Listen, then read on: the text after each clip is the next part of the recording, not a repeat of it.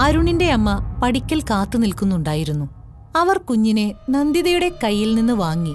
പക്ഷേ അവരുടെ കണ്ണുകൾ കുഞ്ഞിന്റെ മുഖത്തല്ലായിരുന്നു.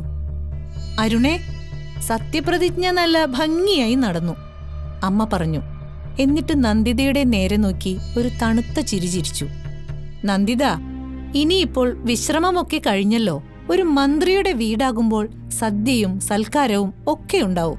എല്ലാം നീ വേണം നോക്കാൻ. പിന്നെ ഒരു കാര്യം കൂടി.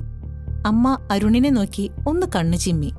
ഈ കൊച്ചിന് ഇത്തിരി പ്രായമായാൽ ഉടനെ നമുക്ക് അടുത്തതിന് നോക്കണം. ഈ തറവാട്ടിലെ അധികാരം കൈമാറാൻ ഒരു ആൺകുട്ടി തന്നെ വേണം. അരുണിന് ഒരു അവകാശി ഉണ്ടായേ തീരൂ. അടുത്ത പ്രാവശ്യം ഒരു പെൺകുട്ടിയാവാതിരിക്കാൻ നമുക്ക് ചില വഴിപാടുകളൊക്കെ ചെയ്യാനുണ്ട്. നന്ദിതയ്ക്ക് ശ്വാസം മുട്ടുന്നതുപോലെ തോന്നി.